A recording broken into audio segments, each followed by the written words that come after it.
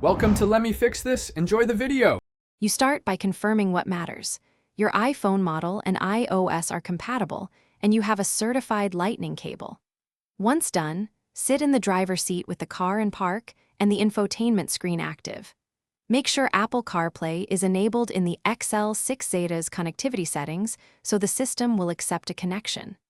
Plug the Lightning cable into the phone, but don't force anything on screen yet. Prepare to authorize the device when the head unit prompts you. Next, connect the phone to the XL6 dedicated multimedia USB port. Use the console port, not the charged-only slot. On your iPhone, you'll see an Allow prompt for CarPlay. Tap it and enter your passcode if asked. Then select Apple CarPlay as the audio source on the head unit. If Bluetooth tries to claim audio, make sure Bluetooth audio is off or set CarPlay as priority. This sequence ensures the head unit and iPhone negotiate permissions and routes audio, maps, and messages correctly.